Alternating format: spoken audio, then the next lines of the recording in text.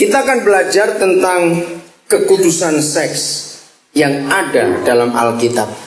Di antara semua senjata dosa yang iblis buat untuk menghancurkan manusia, ada pencurian, pembunuhan, ada kejahatan-kejahatan iri hati, dengki, dendam, dan lain sebagainya. Maka seks adalah senjata yang paling ampuh untuk menghancurkan dan menjatuhkan manusia. Maka itu kita harus belajar, kita harus mengerti apa yang Alkitab ajarkan tentang hal ini. Nah, kita bersyukur kepada Tuhan bahwa Alkitab itu satu-satunya buku, dengarkan ya, Alkitab itu satu-satunya buku pendidikan seks yang paling ya. Kalau kemarin kita sudah belajar membuktikan, walaupun tidak seluruhnya karena waktu, betapa Alkitab itu adalah buku di atas segala buku dan mau membahas masalah apa saja, di situ jawabannya. Kita kemarin sudah bicara soal ekonomi, soal kesehatan, soal psikologi, soal ilmu pengetahuan, dan macam-macam lagi. Dan hari ini kita akan melihat tentang seks dalam Alkitab. Jadi kalau ada di antara saudara, baik siswa-siswi, baik orang tua, baik kaum profesi, baik para pejabat, PNS, ibu rumah tangga, siapapun juga kita, petani, peladang, nelayan, semua termasuk presiden, bupati, siapa saja, kalau ingin tahu tentang seks edukasi, maka Alkitab ini adalah satu-satunya buku yang sangat tepat untuk mempelajarinya. Dan itu sungguh luar biasa. Saya akan mulai melihat ayat ini. Keluaran pasal 2 ayat yang pertama. Sebelum bicara masalah seks, maka kita harus tahu tujuan seks itu apa. Ya, lagi sekali, sebelum kita bicara tentang seks, maka kita harus tahu tujuan seks itu apa. Ya, Keluaran 2 ayat 2, ayat 1. Judulnya apa di Alkitab saudara? Ayo, anak-anak khususnya kalian siswa-siswi melihat. Apa judulnya? Musa lahir dan diselamatkan. Nah, kita lihat. Saya memberikan sebuah pengertian, maaf bagi yang belum pernah mendengar istilah ini, biar kita mendengar. Siapa yang pernah mendengar istilah history makers, pembuat sejarah?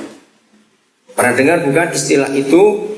Nah, semua orang tua di dunia, termasuk saudara-saudari, para siswa-siswi, orang-orang muda yang belum menikah, milikilah sebuah kerinduan dan cita-cita bahwa semua kita harus melahirkan anak-anak yang jadi pembuat sejarah. Tolong yang saya sebelah sini saya mau diisi, semuanya ke 2 baris ini saja. Tolong pindah, iya. Jadi tolong kalau ada yang baru masuk, suruh geser yang tengah dan kanan saya saja. Ya, jangan beritahu. Oke, saya ulangi lagi. Banyak tokoh-tokoh hebat di dunia ini yang disebut history makers. Nah, saya beri contoh. Kalau saudara mendengar nama ini, langsung konotasinya, pikirannya kemana? Thomas Alva Edison. Orang itu mikir apa pasti? Ayo, Thomas Alva Edison. Orang mikir apa kalau mendengar nama itu? Saya bilang, oh saya kenal, dia penjual bakso di lapangan situ. Awas bilang begitu. Ayo, kalau saudara mendengar kata Thomas Alva Edison, saudara muncul apa? Lampu. Betul, dia pembuat sejarah. Padahal kita lihat dia cuma lulus 3 SD saja. Dia nggak pernah sampai ke kelas 4 SD. Tapi dia orang pintar, dia pembuat sejarah. Kalau tidak ada Thomas Alva Edison, bisa bayangkan dunia gelapnya seperti apa. Nah, dia pembuat sejarah.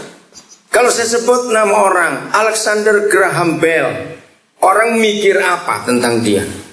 Apa? Ayo yang kuat. Telepon. Betul, dia orang pertama yang menciptakan telepon. Bayangkan kalau tidak ada dia sebagai pembuat sejarah, komunikasi manusia sangat susah. Nah, kalau saudara mendengar nama Wright, ya bersaudara, tulisannya WRIGHT. Saudara ingat apa? Pesawat terbang. Sebab kakak beradik ini 2 orang pertama pembuat sejarah yang menemukan ide pesawat terbang itu.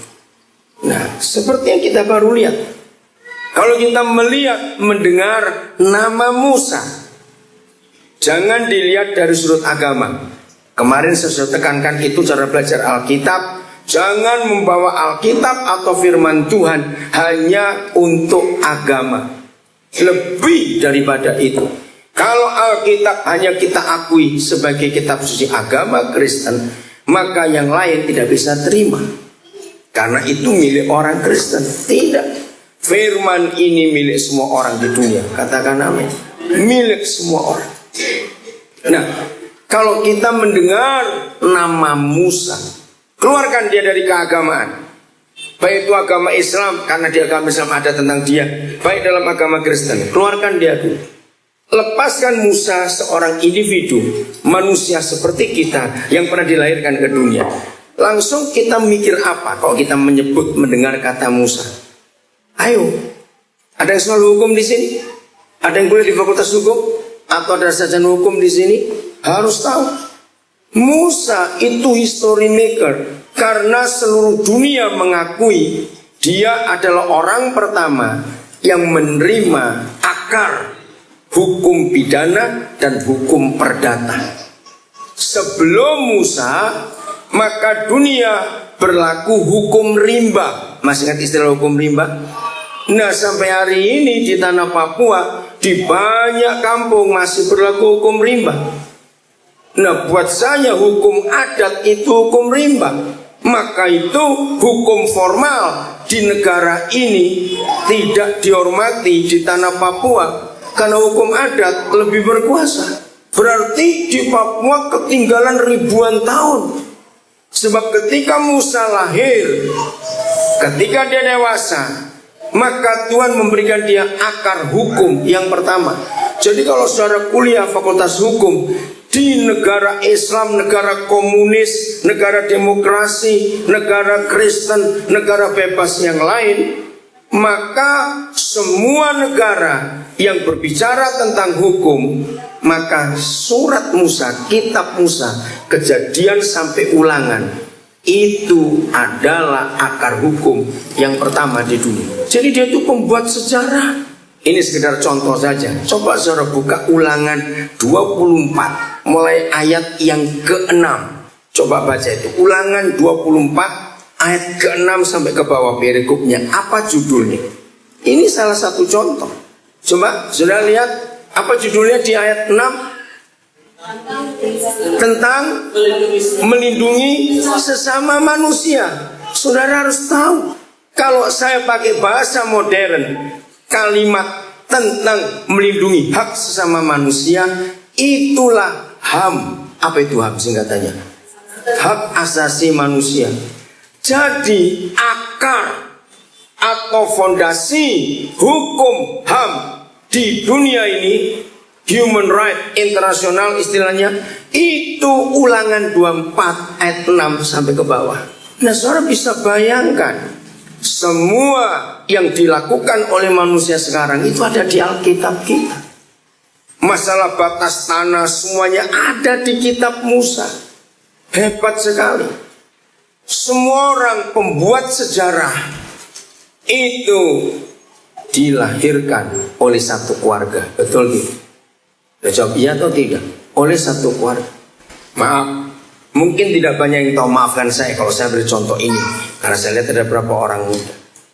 Kalau akhir-akhir ini orang mendengar nama Steve Jobs, orang mikir apa? Maaf bagi yang tahu saja. Begitu mendengar nama Steve Jobs, orang mikir apa? Kamu SMA?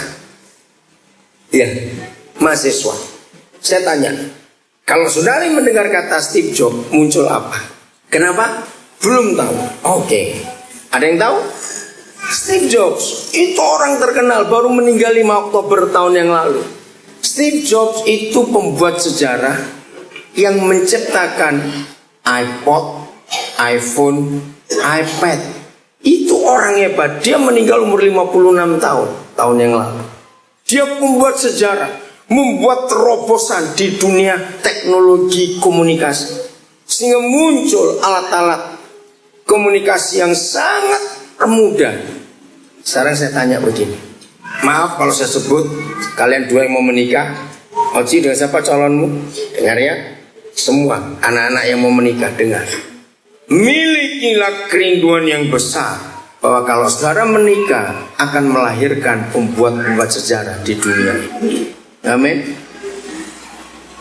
Sebagai contoh, kalau kita orang Papua mendengar Frans Kaisepo, Silas Papari, kita mikir apa? Betul? Bagaimana mereka sebagai orang-orang Papua pembuat sejarah di tanah ini? Nah, seks yang Tuhan ciptakan itu tujuannya cuma satu, supaya melahirkan anak-anak hebat di dunia, dan mereka itu pembuat sejarah. Katakan amin. Maka itu lihat Keluaran 2 ayat 1. Coba ya Pak Kepala Hendrik, silakan dibaca. Dengarkan ini baik-baik. Dimulai dari sebuah pernikahan yang benar. Musa dilahirkan, itu judulnya. Terus Keluaran 2 ayat 1. Seorang laki-laki dari keluarga Lewi kawin dengan seorang perempuan Lewi. Terus ayat 2. Lalu mengandunglah ia dan melahirkan seorang anak laki-laki. Ya stop. Siapa dia? Musa. Dimulai dari pernikahan yang benar. Seorang laki-laki dari keluarga Lewi harus menikah dengan seorang perempuan juga dari keturunan Lewi. Dan konsep surga ini Yahweh tetapkan sampai perjanjian baru. Rasul Paulus berkata, tidak boleh yang terang berpasangan dengan yang gelap. Masih ingat ayat itu? Harus yang seiman, yang sama-sama ada Roh Kudus dalam hidupnya, supaya melahirkan pembuat sejarah. Dalam Kejadian 6 terjadi kerusakan yang mengerikan. Nanti ulang baca ayat 1 sampai 8 ya, Kejadian 6. Ada terjemahan yang salah bagi banyak gereja, banyak teolog. Disebut gini, maka lahirlah orang-orang raksasa di zaman itu, orang-orang yang kenamaan. Nah, itu diterjemahkan positif, salah. Itulah kaum monster yang ada di dunia. Maka itu jumlah manusia yang pertama banyak, tapi mereka pembuat kejahatan. Mengapa mereka jadi pembuat kejahatan? Karena di situ dituliskan mereka kawin campur dan kawin ngawur. Baca baik-baik. Di mana kawin campurnya? Disebutkan anak-anak Tuhan memilih pasangannya sembarang saja, siapa yang diingininya dari anak-anak manusia itu.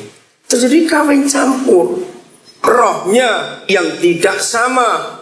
Maka itu lahirlah monster-monster itu yang mengerikan sekali.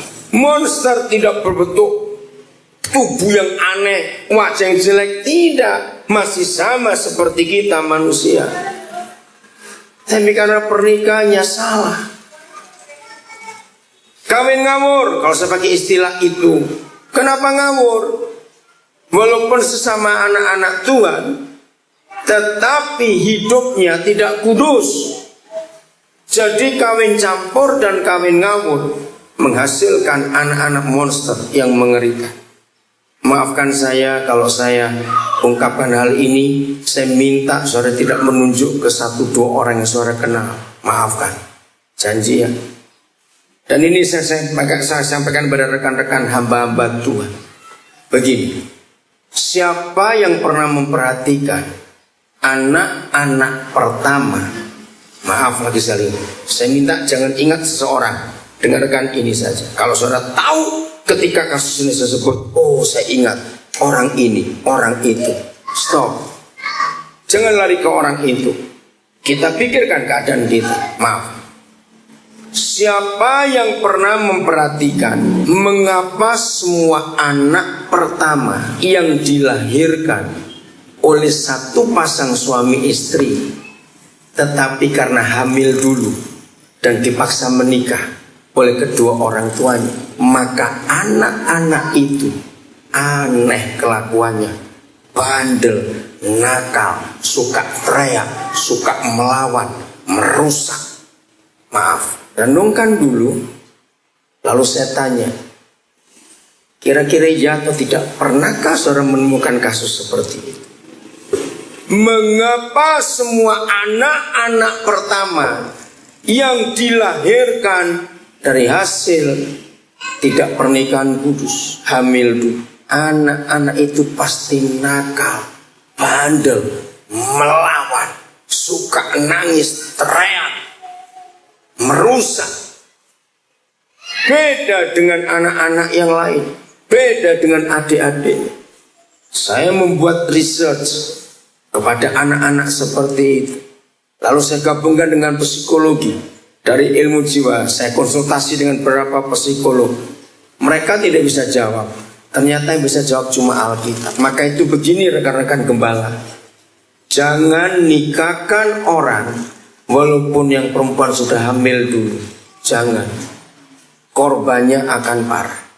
Dan biasanya 90% pernikahan terpaksa seperti itu tidak lebih dari 2 tahun umur pernikahannya pasti cerai.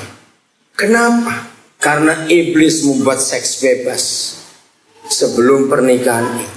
Bagi yang kemarin tidak hadir, coba saudara buka dulu Kejadian 1:28. Yang kemarin tidak hadir, yang hadir lewati saja. Saya ngomong sedikit supaya tahu.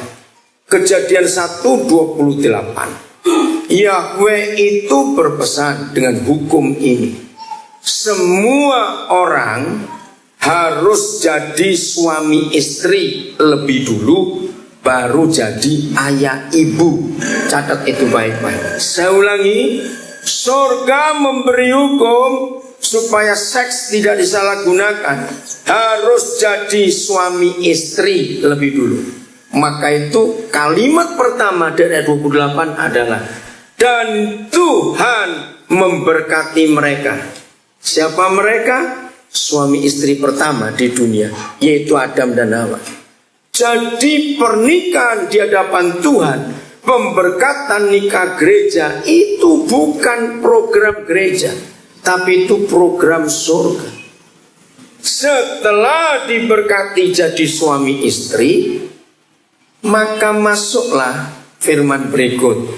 Dan firmannya beranak cucu. Baru ada seks. Maaf, saya harus lanjutkan ini. Dengarkan baik-baik. Lagi sekali bagi keluarga-keluarga yang baru tahu ayat ini sekarang, dan saudara merasa salah, Tuhan mengampuni. Karena saudara belum pernah dengar firman ini sebelumnya. Tapi setelah dengar firman ini, dan saudara melanggar, maka risiko akan ditanggung sendiri. Maksudnya begini, dengar baik. Satu-satunya buku di dunia ini, dari kemarin saya selalu bilang, Alkitab itu satu-satunya buku. Mau bicara tentang apa saja, Alkitab itu satu-satunya buku. Katakan amin. Bicara apa saja. Nah, termasuk ini. Satu-satunya buku di dunia yang membicarakan anak sulung, itu hanya Alkitab. Katakan amin. Kitab suci agama apa saja, apalagi buku-buku yang lain, tidak pernah membahas anak sulung, hanya Alkitab. Sehingga Yahweh Tuhan kita adalah satu-satunya Tuhan di antara jutaan Tuhan di dunia ini yang membahas anak sulung, dan dia minta anak sulung. Ketika Roh Kudus membawa saya untuk mempelajari tentang anak sulung, saya kagum, maaf ya saudara, maaf. Ternyata tidak semua anak pertama itu anak sulung. Nah, ini buat saya kaget. Maka itu jangan tertuduh dulu bagi yang belum tahu. Tuhan mengampuni. Tapi bagi yang sudah tahu, jagalah kekudusan seks. Katakan amin. Mengapa tidak semua anak pertama itu anak sulung? Sebab Alkitab menulis anak sulung itu dilahirkan oleh seorang perawan. Lalu dari mana kita tahu tanda keperawanan? Yahweh tidak iseng. Dengar kata ini. Yahweh tidak iseng menempatkan selaput keperawanan di rahim seorang gadis. Katakan amin. Yesus disebut anak sulung karena ibunya waktu melahirkan masih gadis. Kalau saudara buka Ibrani 12 dan Wahyu 14, saya nggak tunjukkan ayatnya supaya saudara belajar. Lagi sekali, Ibrani 12 dan Wahyu 14 itu dua pasal yang menuliskan tentang anak sulung. Bahwa suatu hari nanti di akhir zaman ini, di Ibrani 12, Yahweh dengan Yesus Kristus Tuhan sangat merindukan ada gereja yang anggotanya anak-anak sulung semua. Lalu gabungkan dengan Wahyu 14, ternyata gereja yang anggotanya anak-anak sulung semua, maka gereja itulah yang sanggup mengalahkan roh jahat, antikris, si dajjal, semua penuraka di dunia ini. Nah, dari ayat-ayat itu setan mencuri. Dia membuat free sex di mana-mana supaya tidak ada anak sulung di dunia ini. Karena setan tahu kalau ada anak sulung mereka kalah. Jadi Alkitab ini buku tentang seks yang sangat hebat. Kita akan bongkar hari ini untuk melihat itu. Jadi apapun yang Yahweh ciptakan di hidup kita, itu semua punya makna dan punya tujuan kekal. Katakan amin. Termasuk alis. Siapa pernah tahu mengapa Tuhan buat bulu di atas mata kita yang namanya alis? Jangan bilang ya supaya kelihatan cakep. Bukan, banyak kan kalau orang gak punya alis yang polos menakutkan. Bukan begitu. Alis ini pun ada tujuannya. Dia ciptakan alis ini supaya jadi talang buat mata kita, tidak rusak kalau ada kotoran turun dari kepala kita. Hebat. Siapa pernah jengkel dengan kuku jari ini? Saya dulu masih kecil jengkel dengan kuku jari. Saya paling nggak suka kalau papa saya gunting kuku ini. Kenapa? Karena kasar. Saya kalau habis gunting kuku itu saya nggak berani mandi. Karena gitu kena garu, kasar sekali. Nah, saya pernah jengkel, kenapa harus ada kuku? Apakah Tuhan iseng ciptakan kuku? Tidak. Betul? Semua yang dia ciptakan dalam tubuh kita punya maksud. Saya suka meneliti, maka itu saya ingin selalu banyak tahu. Nah, contoh, coba semua jari pegang kuping. Saudara lihat mengapa ada tonjolan kecil. Coba semua pegang. Ini namanya cuping telinga. Ayo semua pegang. Betul? Kenapa nggak dibuat rata saja? Mengapa semua orang ada lebihannya dikit? Nah, coba saudara tanyakan kepada Roh Kudus, dia akan jawab. Nah, ini kenapa? Semua orang. Sampai suatu hari anak kami yang pertama kuliah kedokteran lulus, saya mulai tanya kepada dia, berikan Papa buku anatomi tubuh manusia. Papa mau tanya, kenapa dilebihkan dikit barang kecil ini di sini? Bukan Tuhan iseng. Ternyata cuping ini punya dua fungsi. Yang pertama peredam. Jadi ketika semua suara sekencang apa melampaui kekuatan gendang telinga kita dengan desibel yang terlalu tinggi, begitu suara itu mau masuk, dia harus minta izin dulu ke cuping ini. Permisi cuping, aku mau masuk. Nah, ketika suara itu tidak langsung masuk ke gendang telinga karena dihalangi cuping ini, lalu suara itu mantul. Nah, itu yang kedua. Mengapa semua telinga harus ada seperti mangkok kecil di belakang? Coba pegang lagi. Betul? Mengapa? Bukan Tuhan iseng buat itu. Ketika suara itu masuk, maka minta izin ke cuping, maka cuping mengarahkan ke mangkokan ini, dan itu diredam sekian desibel. Baru suara itu boleh masuk. Hebat nggak Papa kita? Katakan amin. Dan itu Alkitab yang mengajarkan. Kalau nggak ada cuping kita tuli semua. Karena suara yang masuk merusak gendang telinga kita. Jadi bukan Tuhan iseng. Fungsi kedua, cuping ini untuk keseimbangan. Saya jarang melihat anak-anak di Papua main layang-layang. Di Jawa banyak anak kecil-kecil main layang-layang. Nah, kalau layang-layang itu tidak bisa terbang lurus, berarti nggak seimbang. Maka bagian yang kurang berat dikasih ikatan sesuatu, bisa rumput kering atau apa, supaya seimbang. Jangan coba celaka nanti. Tapi ini contoh. Jadi kalau ada orang marah pada diri sendiri atau pada Tuhan, dia potong cuping ini, maka jalannya akan miring-miring begitu. Karena ini keseimbangan. Sekecil itu punya fungsi yang luar biasa. Hebat bukan? Nah, apalagi selaput keperawanan di rahim gadis. Bukan Tuhan iseng. Selaput itulah yang menjaga sel telur pertama yang ditetapkan untuk jadi anak sulung, supaya sel telur itu tidak ikut keluar bersama menstruasi. Hebat Tuhan. Nah, selaput darah itu hanya boleh dipecahkan oleh seorang laki-laki yang sah jadi suaminya. Dan itulah Kejadian 1 ayat 28. Mengapa dia harus berkati dulu pernikahan itu untuk jadi suami istri, baru jadi ayah ibu, supaya melahirkan anak-anak sulung.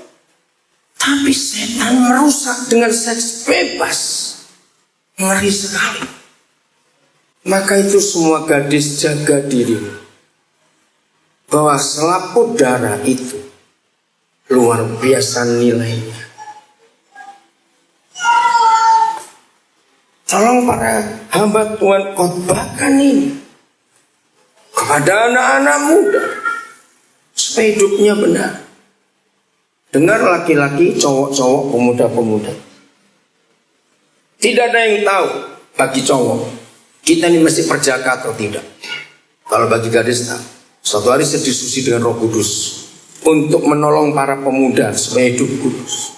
Ternyata kalau ada laki-laki, entah dia pejabat, entah dia pegawai, entah dia hamba Tuhan, entah dia pengusaha, entah dia mahasiswa atau siapa saja, dengan fasilitas hidup yang begitu luar biasa, tapi dia sering mengalami kegagalan dalam hidup, Roh Kudus menunjukkan kepada saya, jawabannya adalah kemungkinan besar laki-laki itu pernah memerawani berapa orang lalu ditinggal. Seorang gadis yang direnggut keperawanannya walaupun oleh pacarnya sendiri, itu tetap akan ada luka. Semua orang, semua gadis yang pernah mengalami itu pasti punya perasaan kehilangan. Karena itu kepemilikan mutlak seorang gadis. Walaupun yang merobek pacarnya sendiri, maka itu yang pacaran hubungan seks duluan bertobat, saudara. Jangan langgar Kejadian 1 ayat 28. Jangan langgar. Harus jadi suami istri dulu, diberkati oleh hamba Tuhan di hadapan Tuhan dalam pernikahan. Sebelum saya lupa, semua agama di dunia itu punya ritual perkawinan, betul tidak? Agama apa saja. Tidak ada agama yang tidak punya ritual perkawinan. Tetapi hanya ritual perkawinan Kristen yang ada kalimat ini: peneguhan, pemberkatan, nikah, kudus. Kata ini tidak pernah ada di semua agama apapun juga.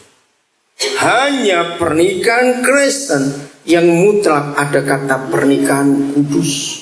Disebut pernikahan kudus gara-gara Kejadian 1:28.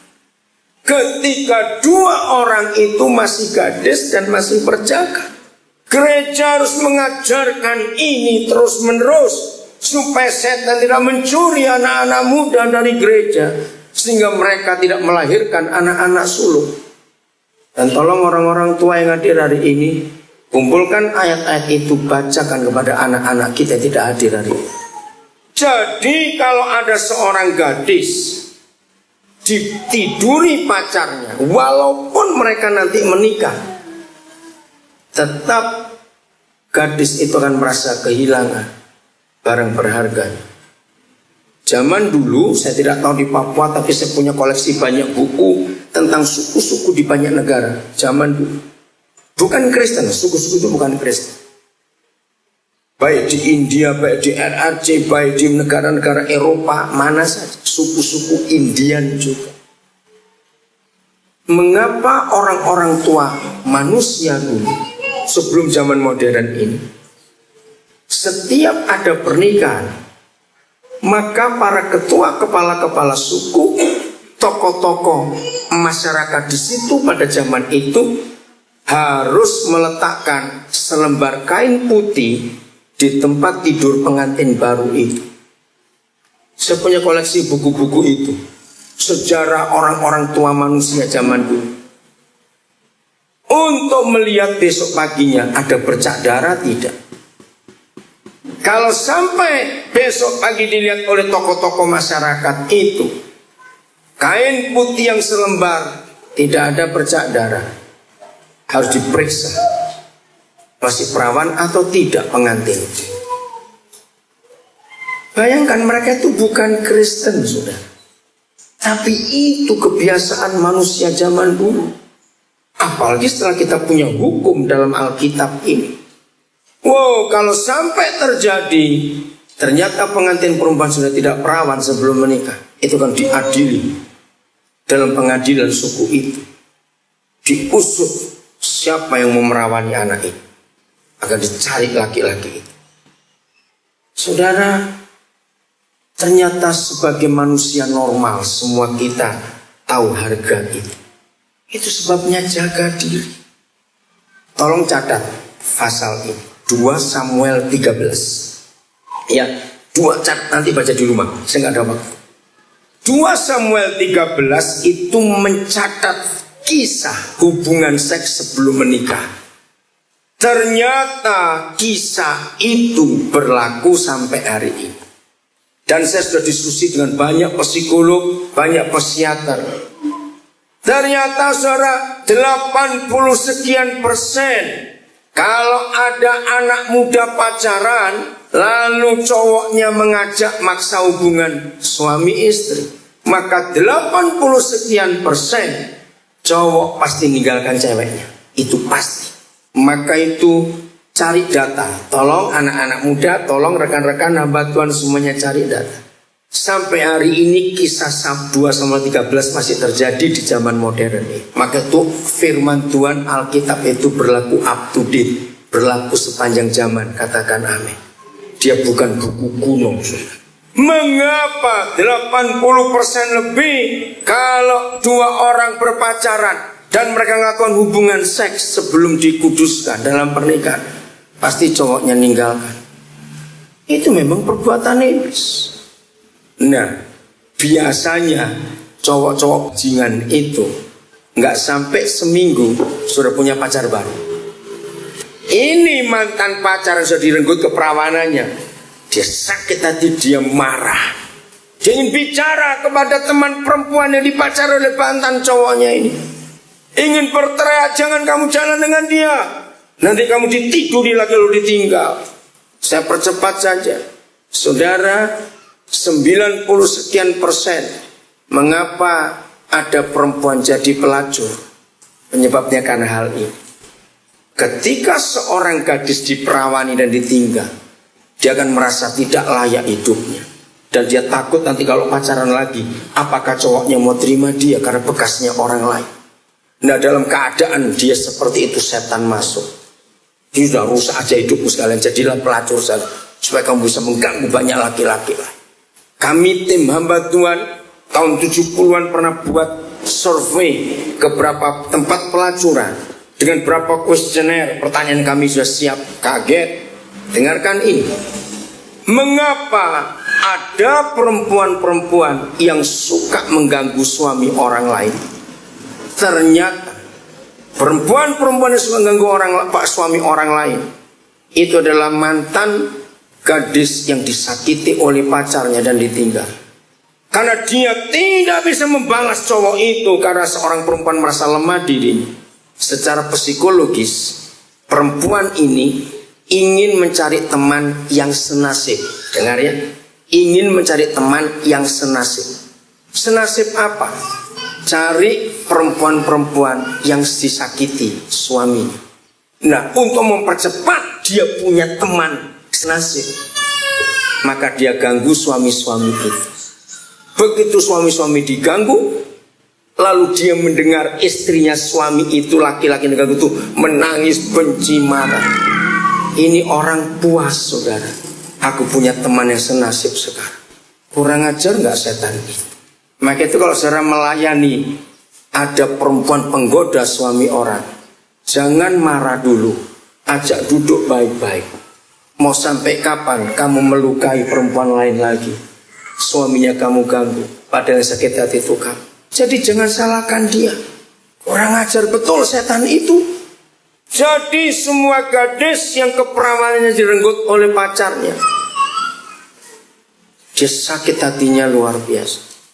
Nah, biasanya gadis seperti itu keluar kutuk karena nggak bisa balas si cowok itu. Keluar kutuk, keluar sumpah. Nah, setan yang mendengar cowok itu disumpahi, dikutuki oleh mantan pacar ini, setan bekerja, mewujud nyatakan kutukan gadis itu.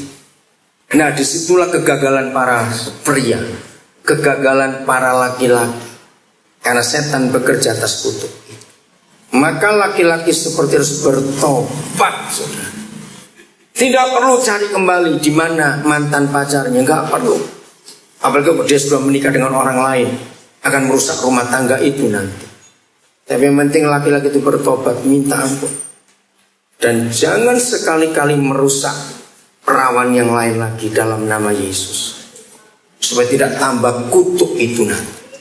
Jadi bagi pria-pria, jangan beralasan orang nggak tahu aku masih berjaga atau tidak. Nah, taunya dari itu tadi, kutuk dalam hidup. Maka itu kita harus jaga hidup kita. Seks itu hanya untuk suami istri, katakan, bukan untuk yang lain. Baik, saya kembali lagi. Yang sudah hamil jangan dinikahkan. Dengar ini, saya mau tunjukkan alasan-alasannya. Tolong para gembala perhatikan. Mengapa? Supaya korban tidak banyak berjatuhan. Kalau mereka kita konseling, kita selidiki, ternyata mereka ini bukan cinta, mereka itu cuma main-main. Wah, kalau mereka ini main-main dipaksa menikah, saudara, itu neraka di rumah. Bayangkan masih terlalu muda, apalagi masih SMP, SMA, lalu jadi papa mama terpaksa. Betapa sulitnya hidup dua orang muda yang sudah terpaksa jadi papa mama ini. Harus mikir anak itu. Mereka kerja berat untuk beli susunya untuk ini. Ayo jujur jawab pertanyaan saya. Ketika mereka capek, jengkel, maka yang disalahkan siapa? Yang jadi pelampiasan kemarahan dua orang ayah ibu muda ini siapa? Cepat jawab. Anak itu. Bayangkan kalau sejak bayi anak ini jadi tumpuan kemarahan, dibentak, dipukul tanpa salah, hanya karena jengkel saja. Jadi apa itu anak? Jadi pemberontak. Yang pernah punya anak harus ngerti, yang belum punya ingat. Setiap kali ayah ibu bermasalah dan anak dua orang ini masih bayi, mungkin baru 2 bulan, 6 bulan, pokoknya masih bayi. Saya tanya kepada saudara, kalau sampai mereka ini ribut, lihat yang pernah punya anak bayi, anak ini rewel atau tidak? Ketika ayah ibu bertengkar, jawab, rewel atau tidak? Dia menangis. Semua bayi itu merasa apa yang dirasakan oleh papa mamanya. Yang punya anak saya minta jawab ya atau tidak. Walaupun kita dua tidak bertengkar dengan suara ribut, jengkel saja suami istri ini, bayi ini yang merasakan gelisah. Malamnya pasti rewel, menangis. Ayah ibu ini capek, seharian bekerja cari duit, malam dengar anak ini nangis. Jawab, jengkel tidak? Makin dua orang tua ini jengkel, anak ini makin ketakutan, makin kenceng nangisnya, makin kenceng si bayi nangis. Apa reaksi papa mama muda ini? Terus kan apa? Reaksinya bagaimana? Marah. Anak nggak tahu diri. Kenapa kamu nangis? Nggak tahu papa mamamu susah harus kerja ini. Makin marah si papa mama, makin kenceng nangis. Bayangkan, selama sekian bulan 3 orang ini tegang terus. 3 stres. Bayi yang tidak berdosa jadi korban pertama. Maka itu ketika dia mulai berjalan, mulai nakalnya luar biasa. Dia menyatakan protes. Kalau istilah saya, dia buat demo sejak kecil. Yang di demo papa mamanya ini tadi. Dia marah. Terus belum selesai. Teman-teman papa mama ini kan masih SMA atau baru mulai kuliah. Lalu mereka study tour ke Raja Ampat misalnya, ke Makassar lihat Trans Studio atau kemana. Lalu teman-teman SMS, wah kami lagi di sini, kami lagi di situ, senang-senang. Ayo jujur, bagaimana hati 2 orang ini? Coba jawab, bagaimana hati mereka? Bukan menyesal, jengkel dan marah. Yang dimarahi siapa? Anak ini lagi. Kenapa kamu nongol duluan? Oh goblok kamu, saya tempeleng kamu ngomong begitu. Yang buat dia nongol kan bajinganmu itu. Dan itu terjadi terus menerus. Ketika teman mereka berdua karirnya makin menanjak, lulus kuliah sudah bekerja, training ke luar negeri. Tapi 2 orang ini nyesal, marah. Kenapa aku harus punya anak dulu? Maaf, mereka butuh seks. Lanjut hubungan seks suami istri walaupun tanpa cinta. Lahir anak kedua, lahir anak ketiga. Nerakanya makin besar di rumah karena beban hidup makin berat. Korban berikut adalah orang tua mereka. Betul tidak? Orang tua mana akan senang melihat rumah tangga anak seperti itu? Sedih tidak orang tua? Nah, korbannya tambah banyak. Orang tua terlibat. Dan ujung-ujungnya pasti cerai. Orang tua mana yang tidak malu dan sedih punya anak masih muda sudah janda dan duda? Maka itu saya sebagai pendeta tidak akan menikahkan 2 orang walaupun sudah hamil. Tolong para pendeta, jangan asal nikahkan orang, selidiki dulu. Jadi bagi yang baru datang dengarkan, mengapa semua anak pertama dari pernikahan yang terpaksa, anak itu pasti nakal, bandel, berontak, melawan. Ya ini sebab. Karena dia disakiti dari bayi. Anak itu protes, anak itu berontak. Guru-guru sekolah minggu perhatikan. Kalau di kelas-kelas pelayanan kita ada anak-anak yang bandelnya luar biasa. Jangan bentak pukul, dia makin berontak. Di rumah sudah banyak bentak, banyak pukul. Di sekolah ketemu guru suka pukul, di sekolah minggu ketemu juga. Ini makin jahat ini anak. Dia minta diperhatikan. Jadi para guru pendidik di sekolah dan para guru sekolah minggu kalau menemukan anak seperti itu, datangi orang tuanya. Bukan marah anak itu. Hebat sekali. Di Alkitab ada contoh kasus. Coba kita lihat Hakim-Hakim pasal yang ke-11. Hakim-Hakim pasal yang ke-11. Lihat kisah ini. Hakim-Hakim pasal 11. Ayat 1 mulai. Adapun Yefta orang Gilead itu adalah siapa? Ya, seorang pahlawan gagah perkasa. Memang dia hakim, dia hamba Tuhan, dia dipakai Tuhan luar biasa. Itu sekarang. Tetapi asalnya, ia anak seorang perempuan Sunda, anak pelacur. Ayah Yefta ialah Gilead. Jadi papanya melacur, lahirlah anak ini. Juga istri Gilead melahirkan anak-anak lelaki baginya. Setelah besar anak-anak istrinya ini, maka mereka mengusir Yefta. Wajar, saudara tiri kok. Dengan ejekan, dengan kata-kata sadis kejam, katanya kepada Yefta, engkau tidak mendapat milik pusaka dalam keluarga kami, sebab engkau anak dari perempuan lain. Dengar gadis-gadis yang masih sekolah, hentikan free sex, supaya engkau tidak melahirkan anak-anak yang tertolak seperti ini. Semua anak yang memakai fam mamanya dan fam omanya, neneknya, dia akan marah. Mana bapakku? Kenapa aku pakai famnya mama dan famnya nenek? Saya tanya jujur, banyak tidak di daerah kita ini anak-anak pakai fam ibunya? Nah, karena free sex itu tadi. Dia nggak terima. Mana bapakku? Apa yang terjadi kalau anak tertolak itu? Lihat ayat 3. Maka larilah Yeftah dari saudaranya itu kemana? Di tanah Tob. Di sana dia berkumpul dengan petualang-petualang yang pergi merampok bersama-sama dengan dia. 100% anak tertolak itu jadi jahat. Tapi bukan karena dia. Bayangkan ini berapa ribu tahun yang lalu. Maka itu saya ulangi lagi, Alkitab ini buku yang luar biasa. Katakan amin. Semua kasus-kasus sosial, kasus-kasus masyarakat ada di dalamnya untuk kita belajar mencari penyebab. Kemarin kita sudah belajar kriminologi internasional, masih ingat? Seluruh dunia polisi punya cara yang sama. Semua di negara mana saja. Karena saya belajar itu juga. Setiap kali ada pelaku kejahatan tertangkap, maka pengusutan pertama adalah siapa keluarga orang ini. Itu pasti dicari siapa orang tua. Dan ini ayatnya. Yeftah jadi perampok, jadi petualang, jadi anggota geng kalau istilah anak muda sekarang. Karena dia tertolak.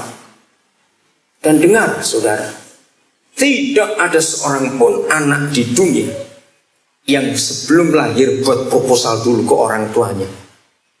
Berarti maksud ini? Jadi kalau anak-anak itu ada di antara kita, Tuhan yang mau. Maka itu jangan sakiti mereka. Jadi Alkitab ini sungguh-sungguh luar biasa. Hari-hari ini kita dengar berita di TV. Lembaga Pemasyarakatan Kerobokan di Denpasar Ribu. Saya tuh kalau lihat berita seperti itu, saya tuh ingin cepat bertindak. Saya ingin meyakinkan pemerintah. Penjara tidak menyelesaikan masalah. Karena orang itu dilihat latar belakangnya. Bahwa 190 sekian persen orang jadi jahat itu karena dari keluarganya, dari orang tuanya dia belajar. Maka itu saya mempunyai istilah, saya mengajarkan ke banyak orang. Keluarga itu pusat segala-galanya. Orang jadi baik, orang jadi jahat, itu keluarga yang menentukan. Katakan amin. Anak yang disiksa dari kecil, disakiti dari kecil, dia akan jadi jahat. Ini yang kita harus renungkan. Jadi saya ulangi, keluarga itu pusat segala-galanya. Mereka anak-anaknya jadi baik atau jadi jahat, itu semua dari keluarga, bukan dari lingkungan. Lingkungan itu nanti setelah anak itu dewasa. Jadi lagi sekali, walaupun sudah hamil jangan dinikahkan. Kita tunggu. Nah, lalu bagaimana urusannya? Supaya tidak ada korban, nggak ada perceraian anak-anak. Biar korbannya ya malu itu aja sebagai orang tua. Terus tanggung jawab kandungan dan bayi itu tanggung jawab pihak laki. Jadi saya ajarkan begitu. Dalam duduk bersama-sama dua keluarga itu, saya menengahi mereka dan saya berkata ini ternyata bukan cinta. Jangan dinikahkan, kasihan nanti. Biar, tapi semua pembiayaan dari perawatan kandungan sampai melahirkan harus biaya lagi. Setelah anak itu lahir, diperiksa lagi. Mereka jodoh tidak, cinta tidak. Ternyata bukan. Ya udah biar lanjut. Mau sekolah lagi boleh. Tetap biaya anak itu biaya lagi. Sampai satu di antara dua.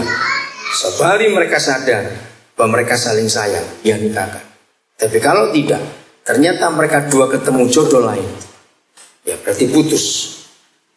Anak itu diurus oleh calon bapak yang baru. Ngerti maksudnya? Supaya nggak ada korban. Karena kalau dinikahkan cerai nggak bisa menikah lagi dalam hukum Kristen. Lebih baik mereka begitu dulu. Jadi pada sisi ini saya akan akhiri dengan konsep ini. Seks itu diciptakan Tuhan untuk melahirkan pembuat sejarah. Katakan amin. Saya ulangi, seks itu diciptakan Tuhan kepada manusia untuk melahirkan history makers di dunia. Hebat bukan? Jadi yang baru datang tadi, seorang laki-laki Lewi harus menikah dengan seorang perempuan Lewi yang satu roh. Ayat terakhir, Maleakhi pasal 2. Ayat terakhir, Maleakhi pasal 2. Ini dahsyat sekali firman Tuhan ini. Bertahun-tahun saya menyelidiki ayat ini, saudara. Karena begini, bagaimana mungkin yang menikah itu manusia, tapi Tuhan ikut punya anak bersama kita? Itu kan aneh. Ya, ayat 14 saya baca. Maaf, ayat 15. Bukankah Tuhan yang esa menjadikan mereka suami istri dari apa dan apa? Baca, dari apa dan apa? Daging dan roh. Dan apakah yang dikehendaki Tuhan yang esa itu? Saya terjemahkan bebas ya. Ketika yang esa itu menyatukan laki dan perempuan jadi suami istri, apa yang dikehendaki? Saudara baca?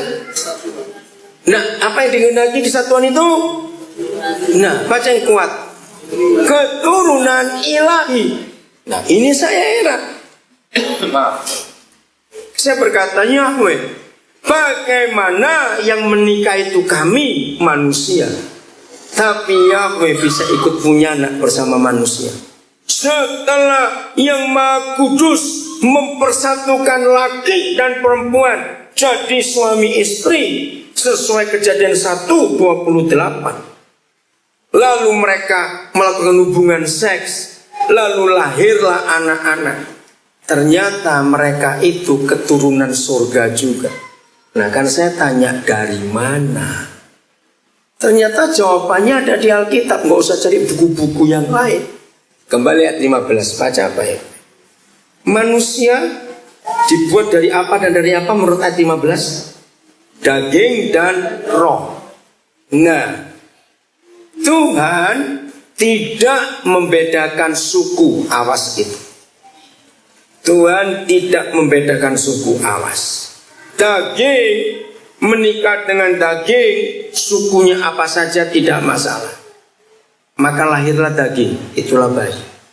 Tapi manusia tidak hanya terdiri di daging. Dari apa yang satu lagi? Roh. Nah, coba saudara baca Kejadian 2 ayat 7. Ini yang membedakan manusia dengan binatang. Kejadian 2 ayat 7. Bahan baku tubuh binatang dan bahan baku tubuh manusia. Sampai manusia punya tulang, punya darah, binatang punya daging, punya tulang, punya darah, seperti manusia. Bahan bakunya apa? Tanah. Sama. Tapi yang membedakan ayat 7 ini, coba baca Kejadian 2 ayat 7. Kejadian 2 ayat 7. Ketika itulah Tuhan membentuk manusia itu dari debu, ya, tanah, dan mengembuskan napas hidup ke dalam hidungnya. Demikianlah manusia itu menjadi makhluk yang hidup. Katakan amin. Jadi kalau manusia tidak diberi roh, nafas hidup itu roh, sebetulnya kita adalah binatang. Cuma kita berjalan tegak dengan kaki dua. Ini yang membedakan. Saudara pernah dengar istilah cloning? Maaf bagi yang belum tahu, nggak apa-apa. Nah, manusia nggak bisa dikloning. Fisiknya bisa, tapi rohnya tidak bisa. Karena itu individu, itu pribadi. Binatang tidak punya roh. Mereka punya tubuh seperti kita, mereka punya jiwa, punya perasaan.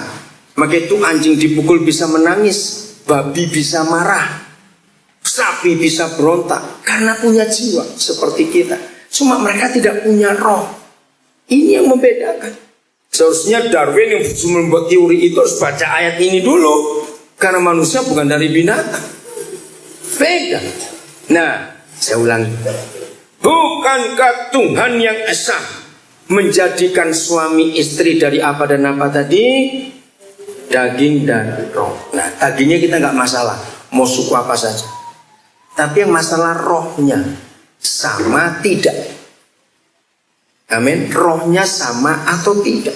Maka itu Kejadian 6, Tuhan benci kawin campur, karena itu merusak keturunan yang rohnya tidak sama. Sebab yang kawin bukan cuma dagingnya, tapi rohnya juga. Jadi kalau seorang suami dia penuh Roh Kudus, laki-laki penuh Roh Kudus dan dia mau menikah, dia harus ketemu seorang gadis yang harus penuh Roh Kudus juga. Karena rohnya ini dari roh yang sama lahirlah keturunan ilahi, karena rohnya itu dari Tuhan. Dan dia menghembuskan roh. Ngerti sekarang saudara? Ini luar biasa. Maka itu tidak hanya asal pacaran, tidak asal cinta, tidak. Diselidiki betul-betul. Jadi pemberkatan pernikahan di gereja itu bukan pro forma supaya dapat surat nikah pemerintah dari catatan sipil, tidak. Begitu dua orang itu dikuduskan pernikahannya, maka benih laki-laki itu disucikan di hadapan Tuhan, dan sel telur kandungan si perempuan dikuduskan juga. Maka itu ada kata nikah kudus. Dan begitu dua-dua kudus masuk dalam pernikahan, dan begitu mereka melakukan hubungan seks, maka lahirlah keturunan-keturunan ilahi. Nah sekarang kita sudah tahu, maka itu setan merusak dengan free sex. Banyak pernikahan hamil dulu supaya tidak kudus, maka tidak melahirkan anak-anak sulung. Walaupun itu anak pertama, belum tentu anak sulung. Berbahagialah para gadis yang ada di sini hari ini. Engkau akan melahirkan anak-anak sulung bagi Tuhan. Tapi jaga hubungan kalian. Seks itu diciptakan hanya untuk suami istri, tidak boleh digunakan untuk yang salah. Nanti saya akan berikan waktu untuk kita tanya jawab. Kita berhenti dulu, saya lanjut sesi yang berikut. Tuhan memberkati kita semua. Kita akan belajar tentang kekudusan seks yang ada dalam Alkitab. Di antara semua senjata dosa yang iblis buat untuk menghancurkan manusia, ada pencurian, pembunuhan, ada kejahatan-kejahatan iri hati.